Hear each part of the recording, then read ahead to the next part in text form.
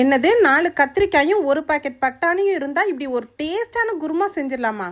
So இவ்வளோ நாள் இது தெரியாமல் போச்சேன்னு நினைப்பீங்க. நம்ம எப்பயுமே உருளைக்கிழங்கு கேரட் வச்சு தான் பண்ணுவோம். ஆனால் கத்திரிக்காயும் பட்டாணியும் வச்சு இப்படி ஒரு பக்காவான சைடிஷ் வந்து சப்பாத்திக்கு செஞ்சு பாருங்கள். செம்ம டேஸ்ட்டுன்னு தான் சொல்லணும். ஸோ இந்த சப்பாத்தி சைடிஷ்க்கு இதுக்கு வந்து முதல்ல வந்து மசாலா தாங்க ரெடி பண்ணிக்கணும். நம்ம வந்து அடிக்கணமான பாத்திரத்தில் குக்கிங் ஆயில் சேர்த்துட்டு பட்டை, சோம்பு, மிளகு, ஜீரகம் போட்டுக்கோங்க, இஞ்சி போட்டுக்கோங்க. அதுக்கப்புறம் பார்த்தீங்கன்னா சின்ன பூண்டுகளாக ஒரு 10 பூண்டு பல் சேர்த்துக்கலாம். இதெல்லாம் வந்து நல்லா வதக்கணும். ஸோ இதில் வந்து வெங்காயம் வந்து ஒரு பெரிய வெங்காயம் வந்து கட் பண்ணி சேர்த்துக்கலாம். இப்போ அரை மூடி தேங்காய் வந்து நல்ல பெரிய முடியாவே எடுத்துக்கோங்க. இதில் சேர்த்துக்கங்க. சேர்த்துட்டு நல்லா வதக்கிடுங்க.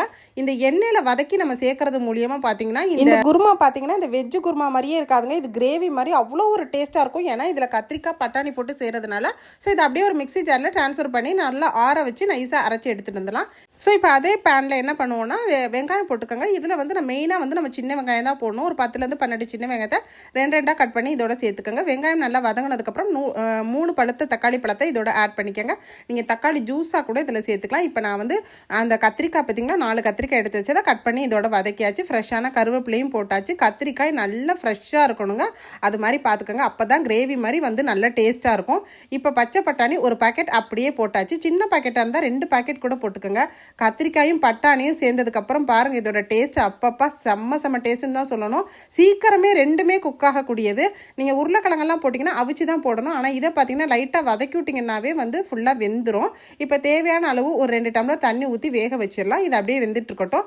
இப்போ நம்ம மசாலா போட்டுக்கலாம். ஃபஸ்ட்டு வந்து 1 ஸ்பூன் வந்து கரம் மசாலா போடுறோம். அதுக்கப்புறம் 1 ஸ்பூன் வந்து மிளகாய்த்தூள், 1 ஸ்பூன் குழம்பு மிளகாய்த்தூள் மட்டும்தான் சேர்த்துருக்கேன். வேறு எந்த மசாலாவும் சேர்க்கல.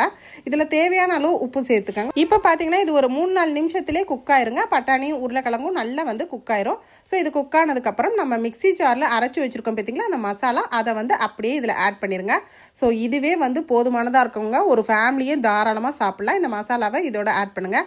ஆட் பண்ணும் போது பார்த்தீங்கன்னா இந்த பச்சை வாசனைலாம் போயிருக்கும். நம்ம ஏற்கனவே ஆல்ரெடி நல்லா வதக்கி தான் வந்து மசாலா ரெடி பண்ணியிருக்கோம்.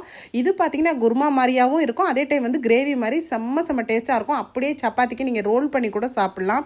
சூப்பராக இருக்கும். நீங்கள் வெளியூர் போனீங்கன்னா கூட அழகாக இதை எடுத்துகிட்டு போனீங்கன்னா உங்களுக்கு வந்து மத்தியானம் ட்ராவலுக்கு நீங்கள் தாராளமாக சப்பாத்தியில் வச்சு நீங்கள் ரோல் பண்ணிடலாம். ஸோ இப்போ வந்து நமக்கு சப்பாத்தி குருமா பாருங்கள் பக்காவாக ரெடி ஆயிடுச்சு. இப்போ நல்லா பச்சை வாசனை போகிற அளவுக்கு கொதிக்க விடுங்க. நல்லா மூடி போட்டு குக் பண்ணிங்கன்னா இதில் போட்டிருக்க எண்ணெயெல்லாம் வந்து பிரிஞ்சு வந்துடும். அதே டைம் இதில் போட்டிருக்க மசாலாக்களும் தனித்தனியாக வந்து பிரிஞ்சு உங்களுக்கு வந்து நல்ல ஒரு கிரேவி பக்குவத்தில் அப்படியே திரண்டு வரும். அந்த டைமில் தான் நீங்கள் வந்து ஸ்டவ்வை ஆஃப் பண்ணணும். அதுவும் கொத்தமல்லி தலைகளோட வந்து மேலாக தூவிட்டு அதுக்கப்புறம் வந்து நீங்கள் ஆஃப் பண்ணி வச்சிடலாம். ஆஃப் பண்ணதுக்கப்புறம் வந்துட்டு நீங்கள் சப்பாத்தி பரோட்டா எதுக்கு வேணாலும் பக்காவான சைடிஷாக இதை நீங்கள் வந்து சர்வ் பண்ணலாம். அது மட்டும் இல்லைங்க, ஒயிட் ரைஸ் கூட நீங்கள் இதை தாராளமாக சைடிஷாக எடுத்துக்கலாம். செம்ம டேஸ்ட்டாக இருக்கும். நான் வந்து சுட சப்பாத்தி எங்கள் வீட்டில் வந்து செஞ்சேன்.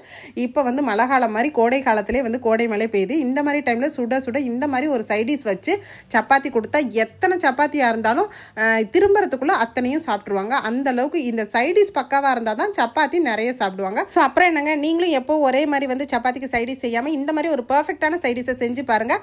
ஸோ நான் இன்னைக்கு செஞ்சு காமிச்சிருக்கேன். இந்த சப்பாத்திக்கு குருமா வீடியோ உங்களுக்கு ரொம்பவே பிடிக்கும்னு நினைக்கிறேன். பிடிச்சிருந்தா நம்ம வீடியோக்கு மறந்துடாமல் லைக் போட்டுக்கோங்க. இந்த மாதிரி வித்தியாசமான வீடியோக்கள் வேணும்னா நம்ம பேஜை தொடர்ந்து ஃபாலோ பண்ணிக்கோங்க. தேங்க்யூ. தேங்க்ஸ் ஃபார் வாட்சிங்.